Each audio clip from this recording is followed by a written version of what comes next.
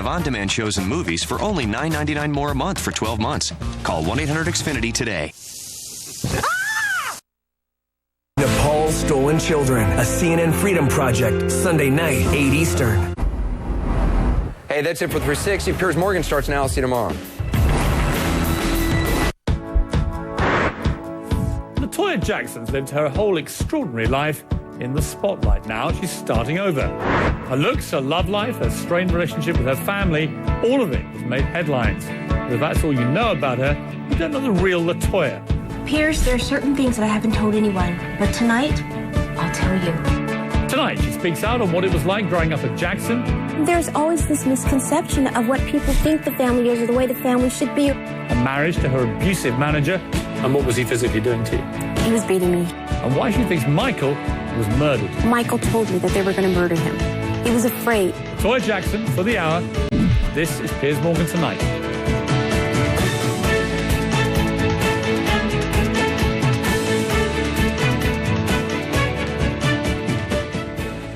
Toya Jackson's second memoir is called Starting Over. LaToya joins me now. Welcome, LaToya. Thank you. Welcome. Thank you. Thank you for having me. Listen, my pleasure. It's a fascinating book title, I would say, and a great cover picture of you and your brother Michael. Yes. Because, of course, there's the irony, you're starting over. Yes. Michael can't. He's no longer with us. Mm. He's a big figure in this book. Tell me about the motivation. Was it Michael dying that motivated you to write this new book? No, actually, Piers, I started writing this book in 2008. And I kept writing, and there was always something that was coming up that prevented me from actually putting it out. So I finally got the nerve to put it out eventually. And it was on the back burner for quite a while. And then Michael, of course, the tragedy happened with him. And that's when I just moved forward because I felt it was something that was necessary. I think it's important for everybody to start over in their life when it's not going properly or the way they think it should go or should be going, or if there's problems in their life. However, Michael doesn't have, and he didn't have the opportunity to start over, which is so sad because he's not with us. Do you think if he'd even lived, Michael? Well, I interviewed him once, a fascinating experience. Yeah. And he was smart. Yes. He was funny. He had these two voices. One was quite high-pitched, gentle voice. Yes, and then when he talked about business, bam. Oh, yeah. Everything changes, doesn't it? And you see the seriousness in him when he speaks about the business and how he's really involved in what he's doing in his career and how he's passionate about his job. And really focused. And he knew about business in a way that really surprised me. Yeah. And I saw then that he was a kind of he was a chameleon character, in many ways. I'm sure he could be a totally different Michael given the situation that he was in with all sorts of different people. But fascinating guy. And I've said this before, the greatest entertainer that certainly I've ever seen. Thank you. Do you think if he had lived, would he have ever had a chance to start over, Michael, do you think? That's what hurts me more than anything else because he could have started over. And now he's not able to start over. It's so important for everyone who's going through anything in their life to start over. And yes, Michael could have started over. My biggest regret is that I wasn't there to help him start over. I feel he probably would have been here today had he started over properly. Let's talk about you for a moment. How's it been for you starting over? It was a very difficult task for me to start over because there were so many different interruptions when I was about to start over and I would have to put everything in the back burner. But I think that in everybody's life, we go through different journeys and different paths, and it doesn't always take us the way that we think it's going to take us. But I feel that every life experience that we experience in life is a learning tool, and it's up to us to find out what is the best way for us to go when we're taking these tasks and different roads and paths through life. I think you learn something in everything that you do. I mean, what's extraordinary to me, it's important to start over. In this book, is you're searingly honest. I mean, it really is. It's in parts difficult to read how open and frank you are about some difficult stuff. You have to be, especially if you're starting over. You have to be honest with yourself. You never used to be. I mean, I remember the sort of 7-8 year wall of silence you had. Where I was very quiet, very shy, and I was very controlled. But now things have changed. I'm very free. I'm very open. And when you start over, you have such a wonderful feeling because you know this is the beginning of the rest of your life. And you can make that better. And it's up to you to make that better. I interviewed your sister, Janet, earlier this year, who I loved. Yes, isn't she adorable? She is, although she did say you were the diva of the family. Jan would say that, wouldn't she? I mean, I thought, She would say I that. did think, and I love her dearly, but I did think pretty rich coming from Janet Jackson. Yeah, she would, well, that's what she thinks. I think that, actually depends on how you interpret diva. But Jan is more or less, she's more on the tomboyish side. Mm. And I was never that way. And she used to really get angry when we were younger. And my mother would say, you have to go to etiquette school. And she would look at me, it's all your fault. It's because of you that I have to go to etiquette school. You act too much like a girl. I go, well, Jen, I've never gone. And she was so defiant. She did not want to go. And I had this memory in my head about Jan because we took her to the school. And my mother was driving and Jan was in the back of the Mercedes. And the minute my mother got out the car to open the door, Jan locks the door, locks my mother out, props her foot against the door, and she holds it like this, like, no, you're not going to make me get out of this car. I'm not going to. She was rebellious. She refuses to go to etiquette and charm school. She didn't want that. She still has that kind of naughty streak, I think. Yeah, but she's a wonderful person, and she, after all, she did need it. She's a lady today. Yeah. How do you, when you all get together, I mean, you come from what appears on the outside to be, let's be honest, a fairly dysfunctional family, simply because of the ludicrous fame that you've had to all live in for so long. And yet when I talked to Janet, I found that she was, I don't want to be patronising, but refreshingly normal to talk to. Yes, of course. I didn't get a sense of somebody who's a crackpot. I got a sense of somebody who's a smart businesswoman. Yes. But she was very honest, like you've been too, about the particular difficulties of growing up a Jackson. I mean, for all of you, it's been very, very tough just surviving that period, hasn't it? Well, I think what it is, Pierce, is that when you grow up in the spotlight, that everything is magnetized and everything is totally actually blown out of proportion. And in the Jacksons' case, it has been that throughout the entire careers of everyone. And there's always this misconception of what people think the family is or the way the family should be but the fact of the matter is everybody's quiet, everybody's shy and jovial and just love to have fun. And people mention the word dysfunctional. I don't really see that. I know that every family had their problems. And I'm sure the Jacksons have their share of problems. We all do. However, no, it's nothing compared to what I've been seeing in reality TV. It's like people really act this way because we were nothing like that. We're so quiet and shy. And it's like, well, geez. Are you oddly, because of the tragedy of Michael, as a family, are you oddly closer now than you've ever been, do you think? I would love to say, yes, we're closer than we've ever been. But it's really interesting, Pierce, because when a loved one in your family, and Michael was the first that we've lost, and it hurt so badly, and everybody wants to be on the same page. And it's not always that way. I think it was very difficult when it came to the plans of what we were going to do with him and the burial. Everybody had different opinions, and we would have to vote on which way we were going with it. So you want that togetherness. You want people to come closer. Yes, it's closer in a sense, but at the same time, no, it isn't, which is really sad. I want to take you back, just show you a clip from when you were young, performing with some of your family, and to see what your memory is when you see this. Hey, now if you guys are gonna fight, I can bring out our replacements. Ladies and gentlemen, the Jackson girls, Ruby, LaToya, and Janet.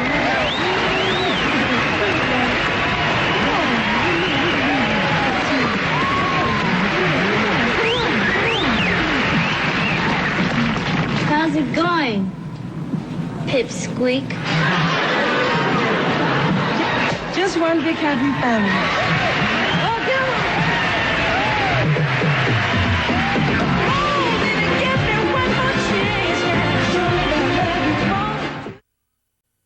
I mean, when I watch that, it's obviously at the end there, you get to the Jackson brothers and off they go and they do this amazing thing.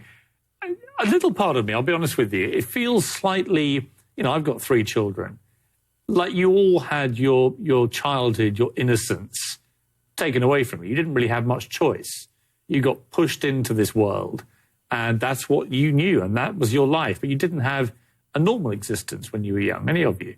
Well, this was our life, and that is what we knew, and that's all we knew. And how could someone rob or take something away from you if you don't know anything else? When you look back on it now, yes. Do you feel that? When I look back on it now, it was fun times. It was wonderful times. I wish that I had known a little bit more about the world because then you can control your life a little bit better because you know what you're about to face. However, no, I have no regrets when it comes to that. I think that when I look at those brothers, and it's just amazing to me because I used to watch the girls just faint over them, and I couldn't understand to save my life. What are you guys fainting over? And the screaming and the paramedics running in and the whole bit. It's like, come on, they're just guys. I couldn't understand that because you grew up with this music and you grew up with them, and to me, they were nothing special. They weren't special at all. But for outsiders, they were just like screaming and, oh, you're so wonderful. And look, Jermaine waved at me. And it's like, so? He waved at me. You're like, he's my brother. What are you getting at? I know. It's so funny, though. But I'm not taking it for granted. But it's so funny when you think about how people look at you when you see yourself totally differently. We see ourselves as very normal. And people, it's like, oh, I can't believe I touched you and things of that nature. Do you ever wish you hadn't gone into show business? I didn't want to go into show business. I refused to. I wanted to go into business law, and I wanted to go to school to be an attorney. And eventually I got off, and I went to school for a little while, and my father took me right out. He says, no, you're going to sing like everybody else in this family, and you're born here to entertain, and this is what you're going to do. And when he did it, I didn't want to do it, but I loved it. Ever since he's done that, I said, wow, this is great. I kind of like this a lot. It's funny. I can talk to Janet. I mean, she clearly had a kind of slightly bittersweet view of your father. He was clearly an incredibly tough guy. He's a disciplinarian. You know, he did what he did, I don't think for his own gain. He did it because he believed in you as children, but he thought the only way you're going to make it big is if he kept pushing. And yet very hard, particularly for the girls, I think, to deal with that. He was absolutely right. You must remember that he was a disciplinarian. And my father, at the same time, he had that drive. He saw in his children how big they could be. He saw the talent. And if you don't make people, and children, of course, if you don't show them that if this is what you truly love, you must really, really go headstrong with it. And my father was there to make sure that everyone did what they needed to do. As far as show business was concerned, he would rehearse them, and they became perfectionists. And look at the result of it today. I thank him very, very much, because if it wasn't for my father, we really wouldn't have had the Jackson 5. We wouldn't have had the Jacksons. We wouldn't have had Michael or Jan or anybody for that matter. Let's take a short break. I want to talk to you more about your dad. I want to ask you really if you ever felt it was an abusive relationship. And then I want to talk to you about what is clearly an abusive relationship, the one that you had in your marriage, which makes for horrifying reading.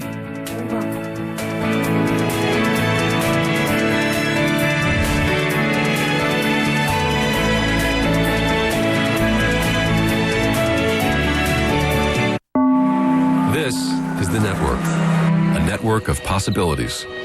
In here, the planned combination of AT&T and T-Mobile would deliver our next-generation mobile broadband experience to 55 million more Americans, many in small towns and rural communities, giving them a new choice. We'll deliver better service with thousands of new cell sites for greater access to all the things you want whenever you want them. It's the AT&T network, and what's possible in here is all... Same great coverage for less. Closed captioning brought to you by Mega Red. Small, red, powerful, and supports heart health. Mega Red Omega-3 Krill Oil from Schiff. Unlike fish oil, Mega Red soft shells are small and easy to swallow with no fishy smell or aftertaste. Try Mega Red today.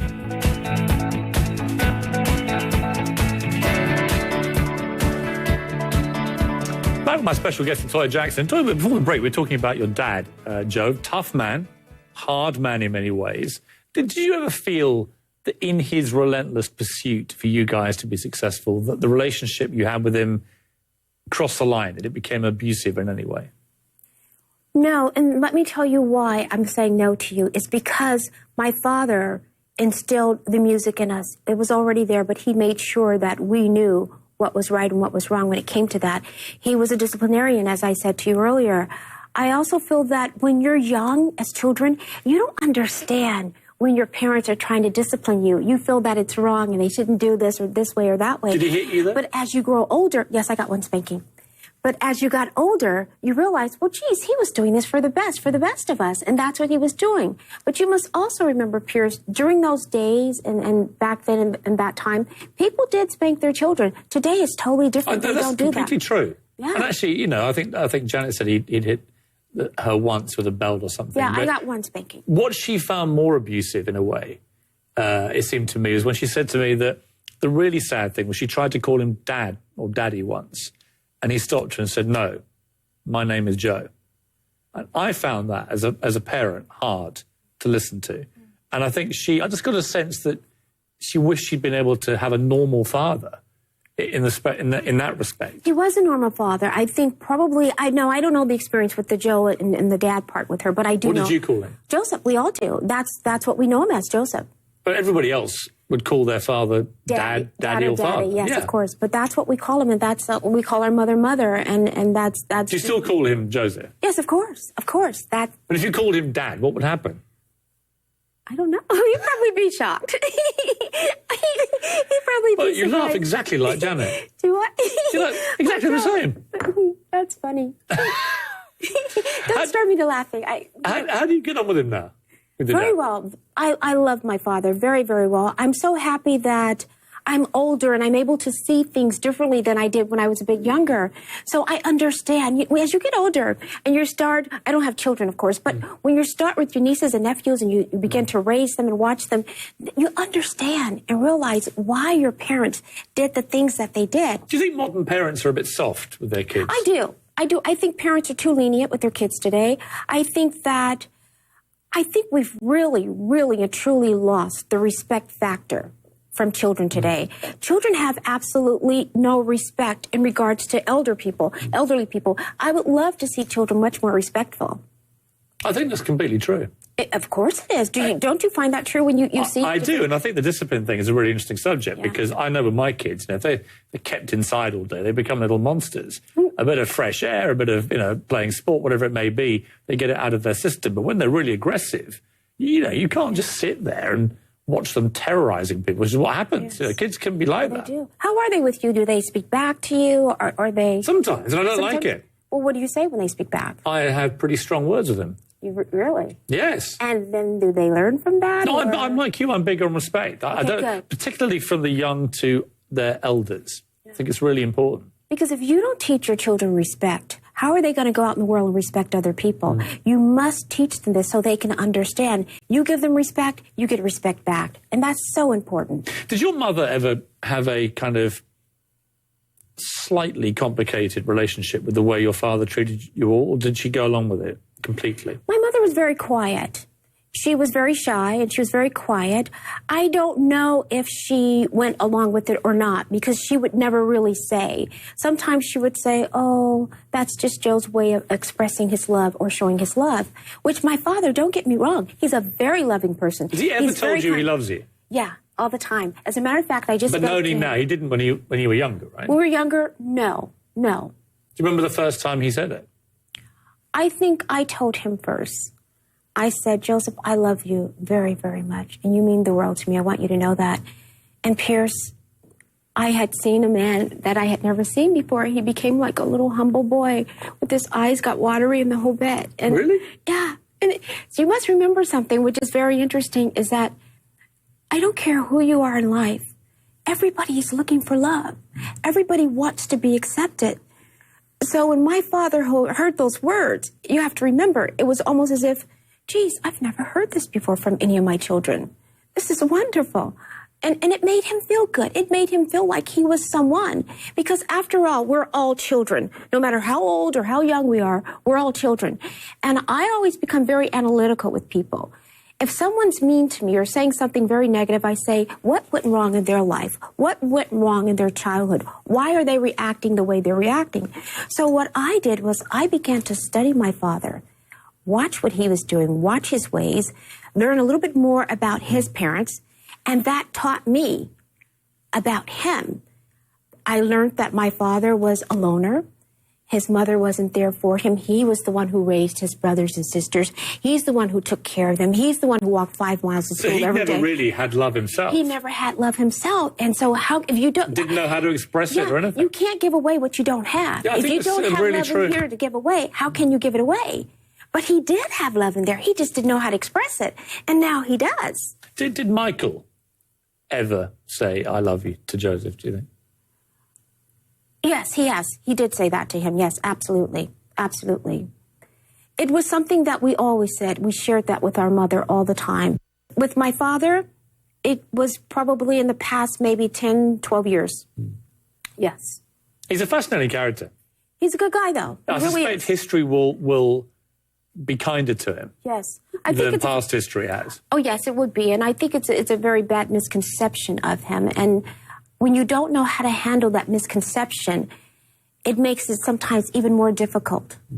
But as you come around and see the love and you embrace the love and you embrace it the way he's embracing it, he becomes a better person. And I see that. Let's take a short break. We're going to come back and talk about what I was going to get to in that segment, but it's fascinating about your dad. And that's the marriage you have with Jack Gordon, who emerges in a pretty horrendous manner from this book. And I want to talk to you why.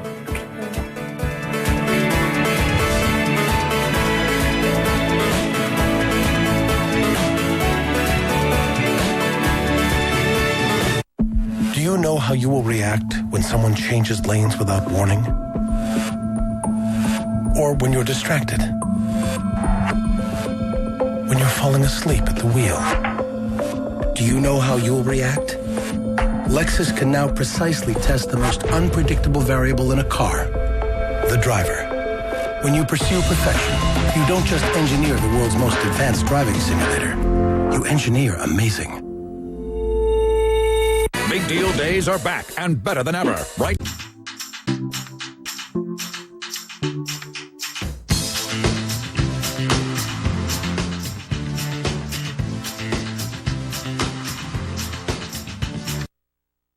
Piers Morgan worldwide exclusive. Beyonce, CNN Monday night, 9 Eastern.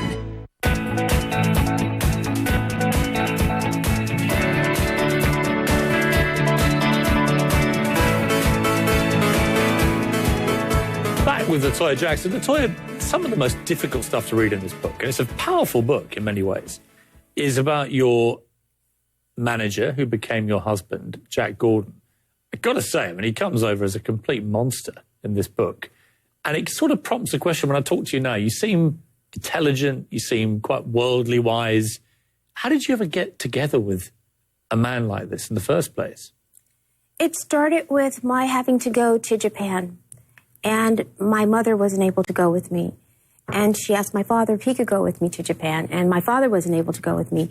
So they sent Jack Gordon, my father sent him, Gordon, to go to Japan.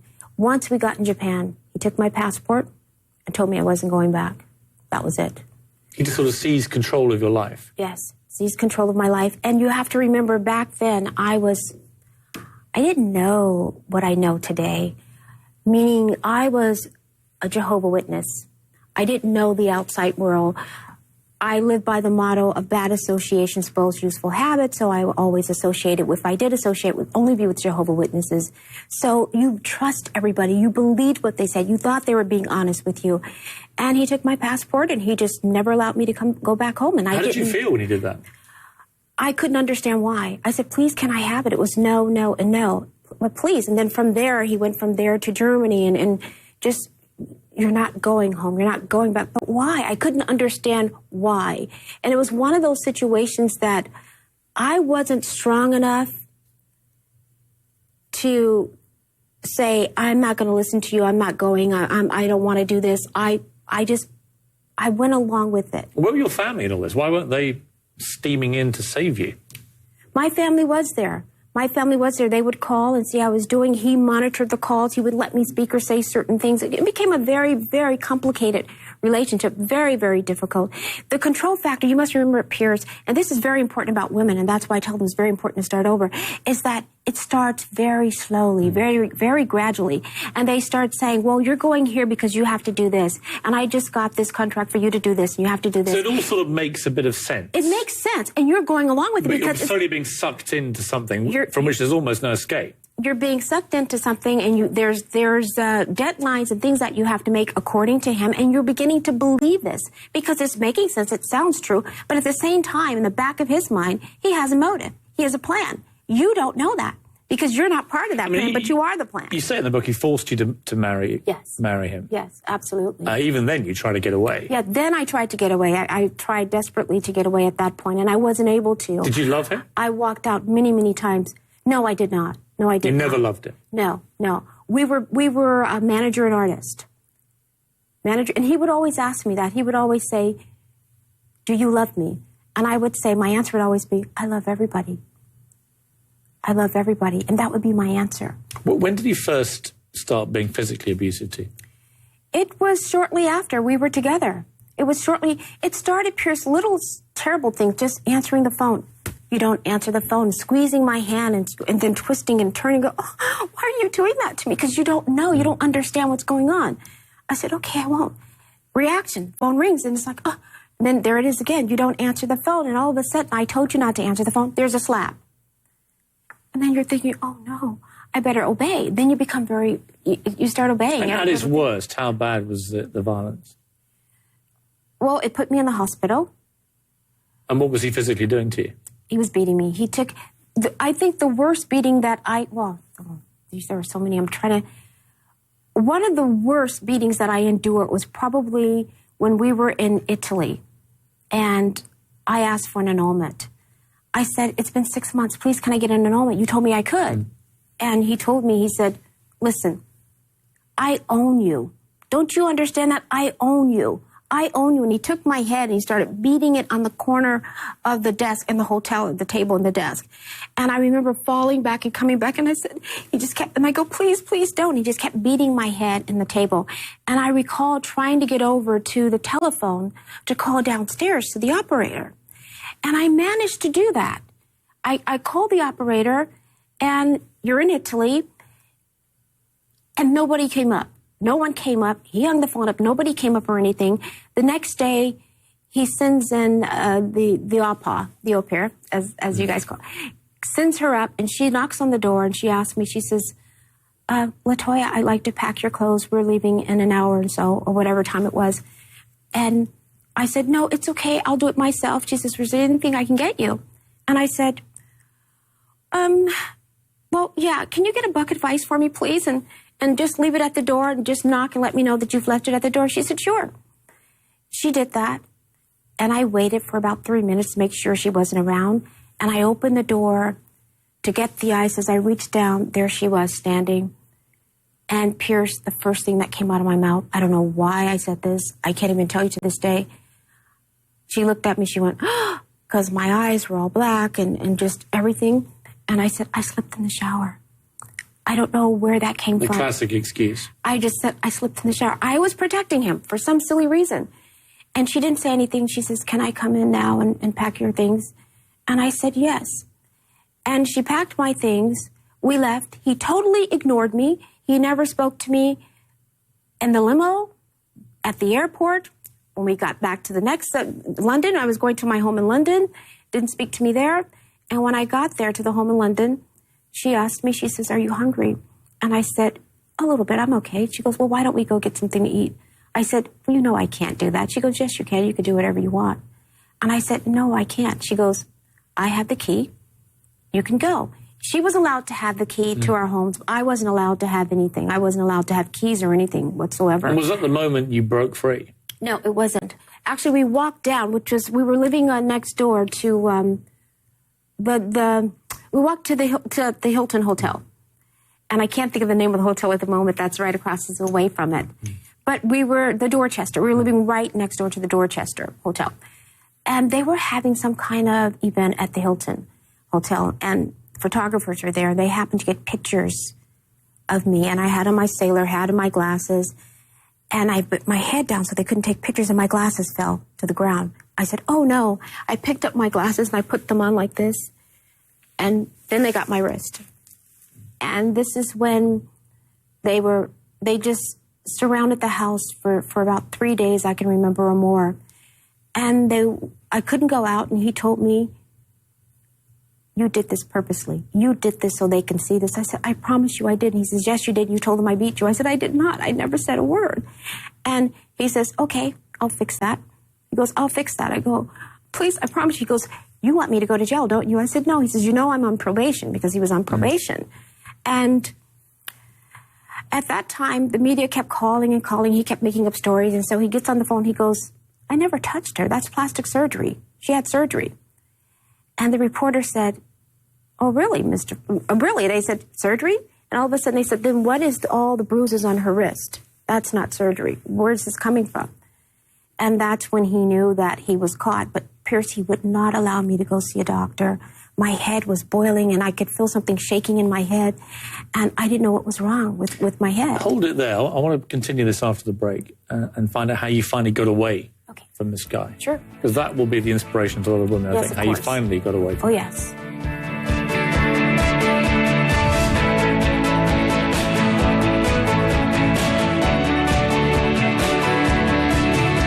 Signs up for every activity. He even hangs out with the camp director. Just like that. The new Citi Thank You Premier Card gives you more ways to earn points. What's your story? Citi can help you write it.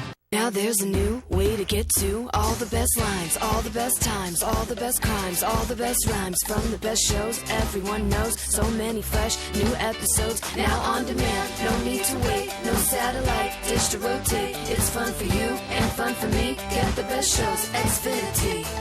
Now Xfinity gives you the latest episodes from all the major networks, all on demand, so you can catch up and keep up with your favorite shows only with Xfinity from Comcast. It's endless fun to do Xfinity. The Situation Room with Wolf Blitzer, tomorrow afternoon, 5 Eastern on CNN.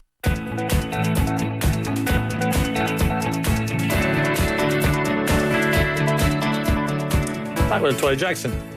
We left before the break with you talking about this abuse from Jack Gordon, your husband. I mean, he was such a control freak. He alienated you from your family. He made you pose for Playboy, which you didn't want to do. And I think to this day you've regretted that. But the worst thing for me, I remember this as a journalist when it happened, was when he made you do that press conference about Michael, where you basically, went along with all the allegations against your own brother. Oh, yes. At a time when Michael most needed probably the support of his family. Absolutely. I mean, that was a despicable thing. Do you absolve yourself completely? Because there'll be people watching and reading the book, and you've had this criticism before, who say you can blame somebody to a point. Right. But when you denounce your own brother in public. Right. Part of you has to take responsibility yourself for that. You have to. Part of you have to take responsibility, and I do take responsibility for it, I must tell you. But at the same time, I have to tell you that if I didn't do what he asked me to do, he blatantly told me, not just me, but others, that my other loved ones, that he would kill Michael. And I believed him because I believed the actions. So when he says, you get up there, you read this, and you say this, prior to this allegation about Michael, there I was on television saying, oh, my brother's wonderful. He would never, ever, ever do a thing like this. This is despicable, and the whole bit. And then Gordon gets this idea, okay, is that what you're saying? No, you're going to change that story. And it's like, no. And then this is... How did Michael react when you did that?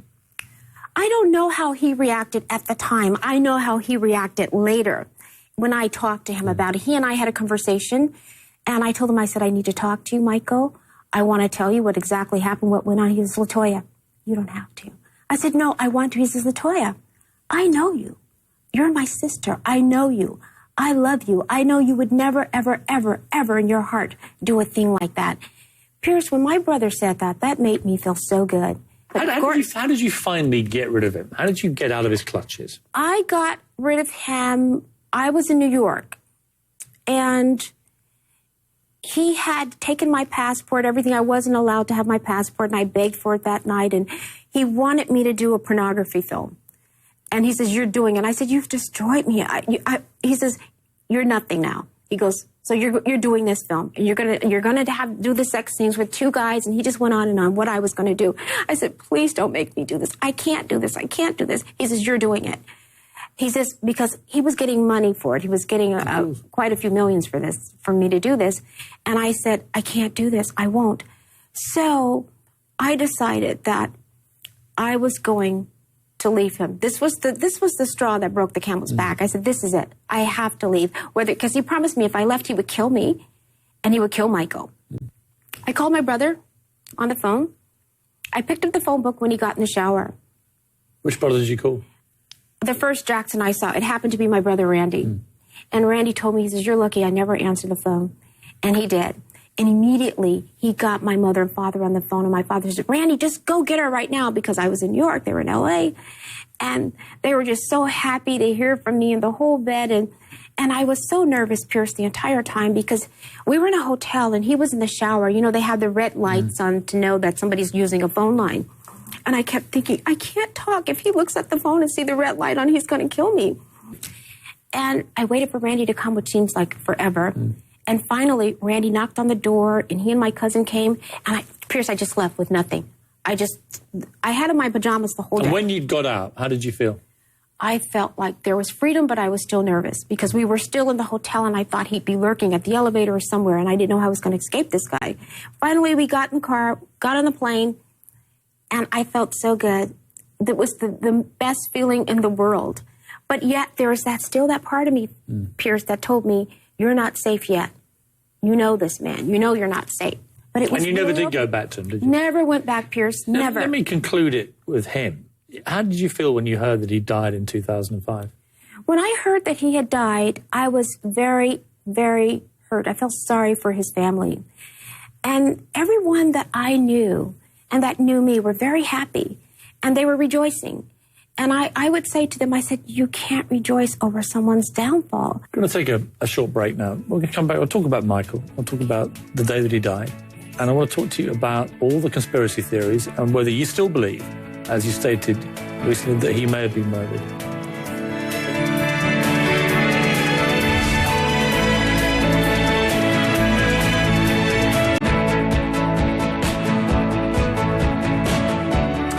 Toya, let's talk about Michael. Where were you when you heard that he died? I was at home when I heard that he had passed. Here in Los Angeles? Here, the home in LA, yes. And how did you hear? My father had kept calling and telling me to get over to his house because I live about 2 or 3 minutes away from him. And to go over to his house, he heard something was wrong with him, that he was sick or something of that nature. And I said, okay. And then he called back and says, I need for you to go now. And then he goes, no, go to the hospital instead. So he had his assistant, kept calling me. And it was my mother who initially said to me, my cousin, when I decided to go to the hospital, I was talking on the phone. I said, please, you got to tell me which way. I said, how's he doing? How's he doing? Because I didn't know he had passed. And I kept saying, how's he doing? Please tell me. He would never tell me. I said, why can't you tell me? And I heard my mother in the background said, who is that? And he said, it's LaToya.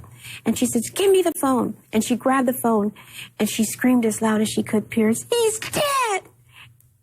As loud as she could. And when she said that, I was driving at the moment and I almost wrecked the car and ran into people. Everything just went limp.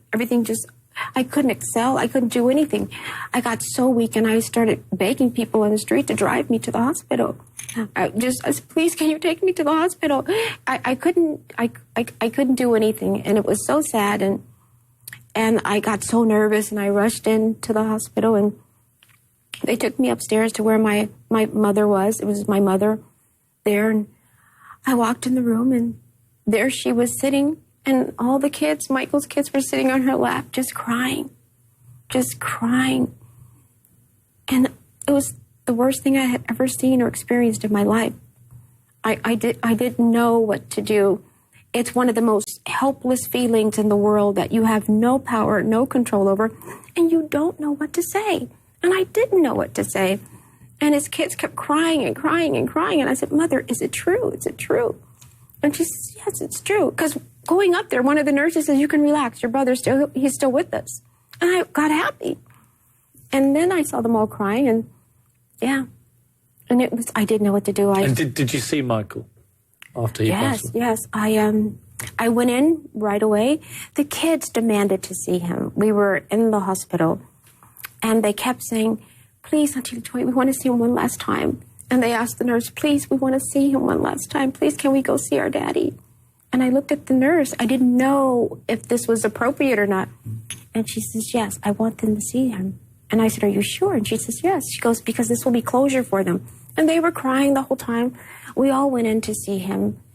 And Michael's 3 kids and myself and the nurse came with us. And we all held hands and we all prayed to him, and we all just said all of our special thanks to him and what he's done for the world and for his family and the whole bit, and how much we loved him, and brushing his hair and wiping his face, and I just kept kissing him and telling him how much I love him, and we all went around separately saying little things to him. And the minute it was done, the nurse felt that it was enough for everybody to be there, which was quite a while. The kids walked out and they never cried again. I never saw them shed a tear after that. Really? It was like they'd shed all the tears there. Yeah, it was closure. It was closure for them, like you said. How do you think he died? You've been quoted as saying you believe it may have been murder. Do you still think that? Absolutely. Why? Absolutely. Why are you so sure? I would never, ever think differently. Because first of all, Michael told me that they were going to murder him. He was afraid. He was afraid for his life. Who was going to murder him? The people that were involved in his life, the people that were controlling him. This book, Starting Over, is about my life.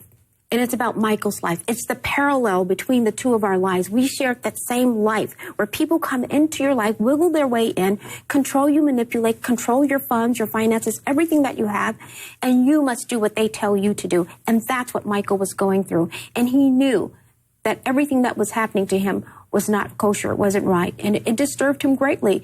They controlled Michael. They controlled everything that he did, the people that were around him.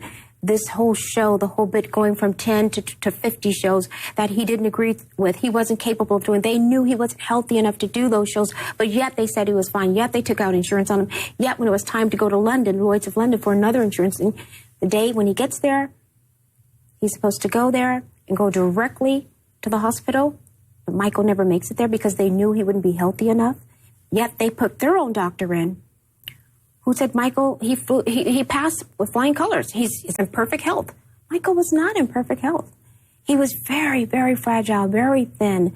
And the coroners, I will tell you, this was not an OD. The coroners told me immediately that the only drug that was in Michael's body was the drug that was administered to him that night. And that was it. He was totally clean. Do you think we'll ever find out the truth? I'm going to make sure we do. We're going to take a final break. When we come back, I want to talk to you about how the kids are doing now, how the family has dealt with life after Michael.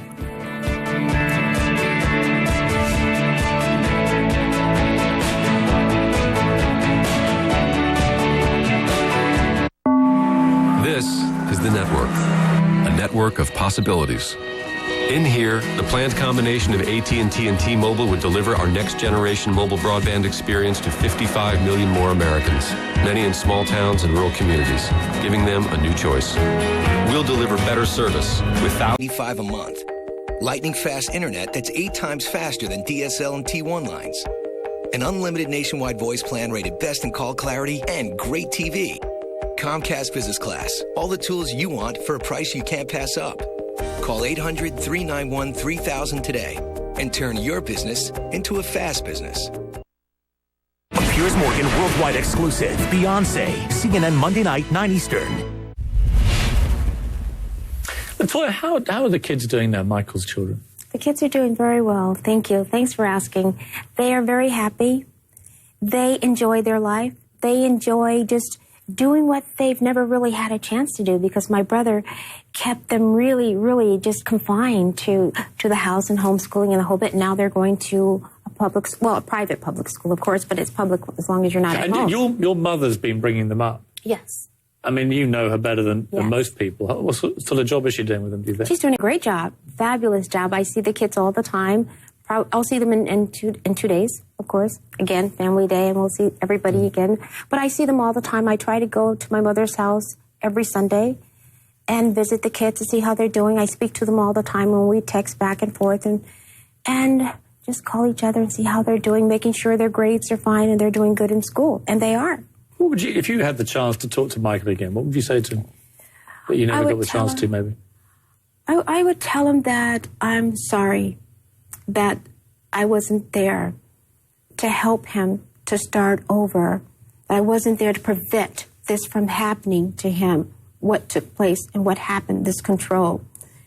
Had I think I'd been there, I think he would still be here today. I know he would, because I wouldn't have allowed it to happen. There's so many things that I could say, but I'm sorry that he's no longer with us, that these people took control of him and took advantage of him because he was a kind, meek person, a very loving person, and people preyed on that. I mean, awful though it was that Michael died, and it was, I remember just being so shocked, a huge fan of his. I had tickets to the first show in London, was excited by seeing him again. I could never imagine him as an old man, somehow. I know. Michael. In a funny way, the kind of immortalizing that went on after he died, awful that it was for the family, I think for his memory, you know, when all his records went back to the top of the charts. I had one of my 10-year-old son, my youngest, got really into Michael Jackson music after he died because it was on the radio all the time. And I liked that he, at least the legacy was protected properly? Because there was a time when you thought the Michael Jackson legacy might be tarnished forever. Yes. As long as I live, as long as you live, your children, your grandchildren, your great-great-grandchildren, you will never, ever, ever find an entertainer